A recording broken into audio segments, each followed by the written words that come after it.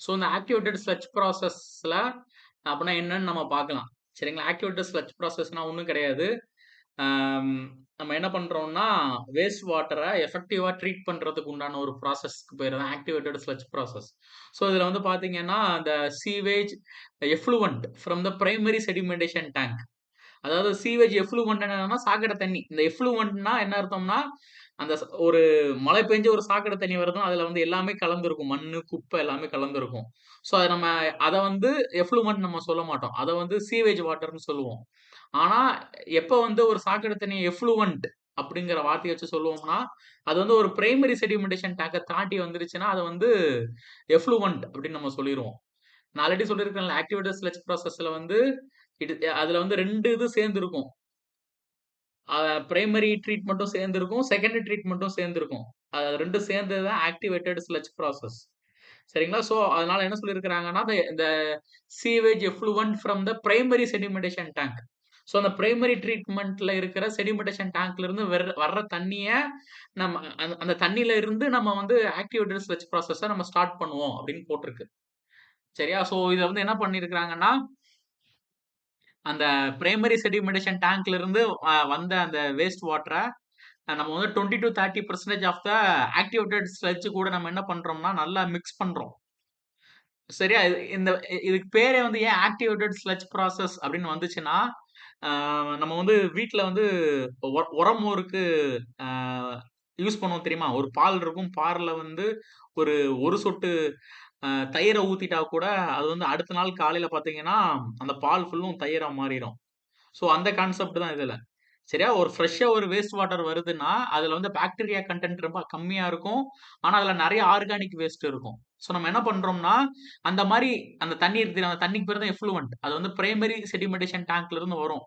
அந்த வேஸ்ட் வாட்டர்ல நம்ம வந்து 20-30% ஆஃப் ஆக்டிவேட்டட் ஸ்லட்ஜ வந்து கலந்துர்றோம்.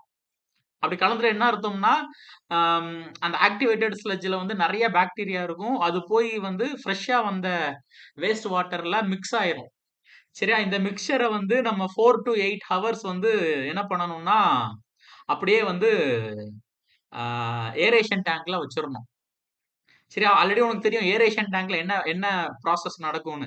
ஸோ ஏரேஷன் டேங்க்ல ஆ ஆக்ஸிஜன வந்து என்ன பண்றோம்னா, நம்ம தண்ணீல நல்லா மிக்ஸ் பண்றோம். அதுக்கு அதான் அர்த்தம். ஏன்னா, இதுல இருக்கிற பாக்டீரியாக்கு வந்து ஆக்ஸிஜன் தேவ. ஸோ, அதுல வந்து நம்ம 20-30% வந்து மிக்ஸ் பண்ணியிருக்கோம். அது வந்து இன்னும் நெறையா பல்கி பெருகணும் அந்த பாக்டீரியா. ஸோ, அதுக்கு ஆக்ஸிஜன் தேவ.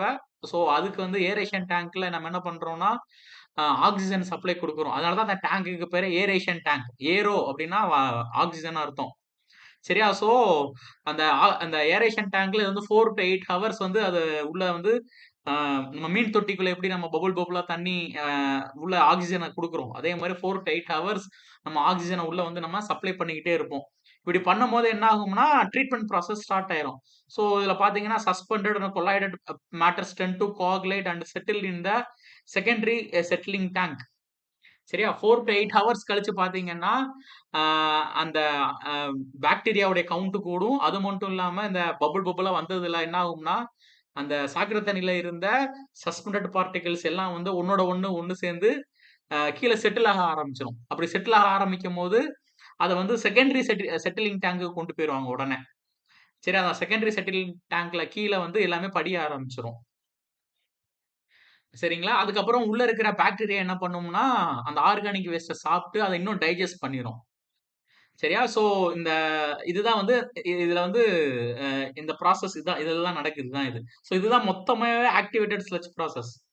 சரியா? So the effluent from the activated sludge process has an BOD removal up to 80 to 95% and the bacteria removal up to 90 to 95% ன்னு இருக்கு இதுல. ஸோ இந்த பெர்சன்டேஜ்லாம் அப்படியே எழுதிருங்க.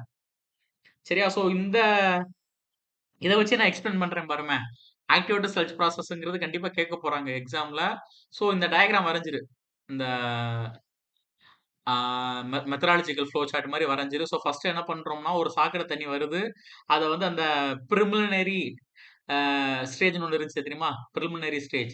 ஸோ பிரிலிமினரி ஸ்டேஜ்ன்னு என்ன அர்த்தம்னா, பெரிய பெரிய கம்பிகள் மாரி ஃபில்டர் மாரி வச்சு, அதுல ஃபர்ஸ்ட் ஃபில்டர் பண்றோம்.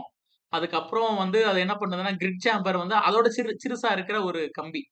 ஸோ இது மூலியமாவே மேக்ஸிமம் இந்த ஃப்ளோட் ஆகிற எல்லா மெட்டீரியலுமே இதுலயே ஃபில்டர் ஆயிரும். அதுக்கப்புறமா பார்த்தீங்கன்னா, பிரைமரி அ செடிமெண்டேஷன் டேங்க்குக்கு வரும். இந்த பிரைமரி செடிமெண்டேஷன் டேங்க்ல வந்து பார்த்தீங்கன்னா, ஆல்ரெடி சொன்னேன்ல, கொஞ்சம் பெருசா இருக்கிற பொருள் எல்லாமே வந்து பார்த்தீங்கன்னா, ஒரு 1 நாள் அப்படியே வச்சுட்டேன்னா, அது அப்படியே கீழ செட்டில் ஆயிரும். ஸோ அந்த ப்ராசஸ் வந்து இதுல நடக்கும். அது மட்டும் இல்லாம நம்ம என்ன பண்றோம்னா, இதுல 20 to 25% of the activated sludge இதுல வந்து கலந்துர்றோம். அதாவது அந்த ஆக்டிவேட்டட் ஸ்லட்ஜ்னா, அ இப்ப இன்னைக்கு ப்ராசஸ் நடக்குதுன்னா, நேத்து ஒரு ப்ராசஸ் நடந்திருக்கும்ல, அந்த வாட்டர் ட்ரீட்மெண்ட் பிளான்ட்ல. அதிலிருந்து கொஞ்சம் கொஞ்சம் வேஸ்ட் வாட்டர் எடுத்து வச்சிருப்பாங்க. அந்த வேஸ்ட் வாட்டருக்கு பேரு தான் ஆக்டிவேட்டட் ஸ்லட்ஜ். அத கொண்டு வந்து இந்த பிரைமரி செட்டில்மென்ட் டேங்க்ல கொண்டு வந்து கலந்துருவாங்க. சரி, அதுக்கப்புறம் என்ன ஆகும்னா, ஏரேஷன் டேங்க் போகும். எதுக்கு ஏரேஷன் டேங்க் போகுது? அந்த கலந்த பாக்டீரியா வந்து மல்டிப்ளை ஆகணும் வேஸ்ட் வாட்டர்ல. அது நெறைய மல்டிப்ளை ஆனா தான் ஆர்கானிக் வேஸ்ட்ட அது சாப்பிட்டு டைஜெஸ்ட் பண்ணும். ஸோ, இந்த ஏரேஷன் டேங்க்ல நம்ம வந்து ஏர உள்ள சப்ளை பண்றோம். குறிப்பா ஆக்ஸிஜன சப்ளை பண்றோம். ஸோ, அ ஸோ இந்த ஏரேஷன் டேங்க்ல தான் நெறைய வேலைகள் நடக்குது. சரியா? ஸோ, அந்த ஏரேஷன் டேங்க் வந்து 4 டூ 6 ஹவர்ஸ் இதுல இருக்கும். அதுக்கப்புறம் வந்து செகண்டரி செடிமெண்டேஷன் டேங்க்குக்கு கொண்டு போயிருவாங்க. ஸோ செகண்டரி செடிமெண்டேஷன் டேங்க்ல என்ன ஆகும்னா, பாக்டீரியா வந்து பல்கி பெருகிரும். ஆர்கானிக் வேஸ்ட்ட ஃபுல்லா சாப்பிட்டு டைஜெஸ்ட் பண்ணிரும். ஸோ இந்த ஏரேஷன் டேங்க்ல அந்த பபிள்ஸா வந்திருந்திருக்கும். நெறைய மிக்ஸ் ஆயிருக்கும். பெரிய பெரிய மெஷின்ஸ்லாம் உள்ள சுத்தும். ஏரேஷன் டேங்க்ல. அந்த ப்ராசஸ்னால என்ன ஆகும்னா, சிறுசா மிதந்துட்டு இருக்கிற பார்ட்டிகிள் வந்து ஒண்ணு சேர்ந்து என்ன ஆகும்னா, கொலாய்டல் ஆயி கீழ செட்டில் ஆக ஆரம்பிச்சுரும். ஸோ இது வந்து செடிமெண்டேஷன் டேங்க்ல நடக்கும். ஸோ செகண்டரி செடிமெண்டேஷன் டேங்க்ல. ஸோ செகண்டரி செடிமெண்டேஷன் டேங்க்ல இருந்து குளோரினேஷன், டிஸ்இன்ஃபெக்ஷன் பண்றோம். எதுக்காகன்னா, இதுல இருக்கிற பாக்டீரியாவ நம்ம கொல்லணும்ல. ஸோ அதனால குளோரினேஷன்னா அது குளோரின் பவுடர யூஸ் பண்ணி நம்ம பாக்டீரியாவ கொன்றுறோம். அத வந்து மறுபடியும் அடுத்தடுத்த ப்ராசஸ்க்கு போயிருது. ஸோ இதுல இருந்து பார்த்தீங்கன்னா, இதுல வந்து நமக்கு 2 ப்ராடக்ட் கிடைக்கும்ல. ஒண்ணு வந்து வாட்டர் கொஞ்சம் தெளிஞ்ச தண்ணி கிடைக்கும். அது வந்து குளோரினேஷன் அடுத்தடுத்த ப்ராசஸ்க்கு போயிரும். அது அப்ப இன்னொரு என்ன ப்ராடக்ட் கிடைக்கும். அந்த சாக்கடை தண்ணீலருந்து கிடைச்ச ஸ்லட்ஜ். ஸ்லட்ஜ்னா கீழ தங்குன அந்த அழுக்கு. ஸோ அத வந்து என்ன ஆகும்னா, ஸ்லட்ஜ் திக்னஸ் அப்டின்னா அதாவது போக போக கூடிக்கிட்டே இருக்கும். இதுல தண்ணி இதுல வந்து செகண்டரி செடிமெண்டேஷன் டேங்க்ல அந்த அழுக்கு வந்து கொஞ்சம் கொஞ்சமா படிஞ்சுக்கிட்டே இருக்கும். இந்த அழுக்குனா என்னன்னா, அந்த ஆர்கானிக் வேஸ்ட்ட வந்து பாக்டீரியா சாப்பிட்டு அத வந்து ஸ்லட்ஜா மாத்திருச்சு. எப்படி பிரிசிபிடேட்ன்னு கெமிஸ்ட்ரில சொல்றீங்க. அதே பேரு தான் ஸ்லட்ஜ் இது. அந்த பிரிசிபிடேட்க்கு பேரு தான் ஸ்லட்ஜ். ஸோ இந்த ஸ்லட்ஜ் என்ன ஆகும்னா, அடுத்த ஸ்டெப்பா ஸ்லட்ஜ் திக்னஸ்னா என்ன அர்த்தம்னா, ஸ்லட்ஜ் வந்து அந்த வாட்டர் ட்ரீட்மெண்ட் ப்ராசஸ் நடக்க நடக்க கொஞ்சம் கொஞ்சமா படிஞ்சு படிஞ்சு திக்னஸ் கூடிக்கிட்டே போகும். அந்த ப்ராசஸ்க்கு பேரு தான் ஸ்லட்ஜ் திக்னஸ். அதிலிருந்து அடுத்த ஸ்டெப்பா ஸ்லட்ஜ் டைஜெஷன் டேங்க்குக்கு போகும். சரியா? ஸோ ஸ்லட்ஜ் டைஜெஷன் டேங்க்ல அங்கிருந்து பார்த்தீங்கன்னா, ஸ்லட்ஜ் ட்ரையிங் பெட். ஸோ இதெல்லாம் ஒண்ணும் கிடையாது. அந்த செகண்டரி செடிமெண்டேஷன் டேங்க்ல இருந்து கிடைச்ச அந்த அந்த சேரும் சகதியுமா இருக்கும். அதுக்கு பேரு தான் ஸ்லட்ஜ். அத என்ன பண்ணுவாங்கன்னா, பெரிய கிரவுண்ட் மாரி இருக்கும். கீழ வந்து கான்கிரீட் ஸ்லாப் போட்டிருப்பாங்க. அதுல வந்து காய போட்டுருவாங்க, சூரிய ஒளியில.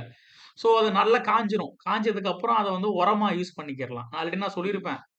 ஸோ வாட்டர் ட்ரீட்மெண்ட் பிளான்ட்ல இருந்து கிடைக்கிறது எல்லாத்தையும் நம்ம வந்து உரமா யூஸ் பண்ணிக்கிறலான்னு. ஸோ இதுதான் வந்து அ ஆக்டிவேட்டட் ஸ்லட்ஜ் ப்ராசஸ். சரியா? ஸோ இந்த இந்த டயகிராம போட்டு நீ எக்ஸ்ப்ளைன் பண்ணாலே முடிஞ்சிரும். ஸோ இப்ப இதுல வந்து முக்கியமானது பார்த்தீங்கன்னா, இதுல முக்கியமான ஆக்டிவேட்டட் ஸ்லட்ஜ் ப்ராசஸ்ல முக்கியமான பார்ட்ஸ பத்தி இதுல வந்து கொஞ்சம் சொல்லியிருக்கிறாங்க. இதுல வேற ஒண்ணும் கிடையாது. இதுல வந்து மேக்ஸிமமா அந்த ஏரேஷன் டேங்க்க பத்தி சொல்லியிருப்பாங்க. சரியா? ஸோ இதுல வந்து பாருங்க. Primary units of activated sludge process. ஏஎஸ்பின்னா ஆக்டிவேட்டட் ஸ்லட்ஜ் ப்ராசஸ். ஸோ இது பிரைமரி யூனிட். பிரைமரி யூனிட்னா எத பத்தி பேசுறாங்கன்னா, இந்த இந்த பிரைமரி அ செடிமெண்டேஷன் டேங்க்க பத்தி பேசுறாங்க. ஸோ அதோடைய அதுல வந்து எவ்வளவு நேரம் வந்து நம்ம அ அதுல வந்து தண்ணீய தேக்கி வைக்கணும். அத பத்தி இதுல சொல்லியிருப்பாங்க. ஸோ இதுல படிச்சு பார்த்தேன்னா, அது வந்து எதுக்காக யூஸ் பண்றாங்கன்னா, pre removal of the settleable solids which prevents the deposits on the aeration devices. Short இது வந்து ரொம்ப கொஞ்ச நேரம் தான் இருக்கணும். சரியா? அது எவ்வளவு சொல்லியிருக்கிறாங்கன்னு பாரு. அந்த பிரைமரி செடிமெண்டேஷன் டேங்கோடைய டெப்த் வந்து 2.4 மீட்டர் இருந்துச்சுன்னா, ஆ 1.4 ஹவர்ஸ் தான் அதிலேயே இருக்கணும். 1 1/2 மணி நேரம். சரியா? அந்த பிரைமரி செடிமெண்டேஷன் டேங்கோடைய டெப்த் வந்து 2.4 மீட்டர்னா, ஆ அதோடைய டிடென்ஷன் டைம்னா என்ன அர்த்தம்? தண்ணீய தேக்கி வைக்கிற டைம். தண்ணீய தேக்கி வைக்கிற டைம் வந்து 1.4 ஹவர்ஸ் தான் இருக்கணும்.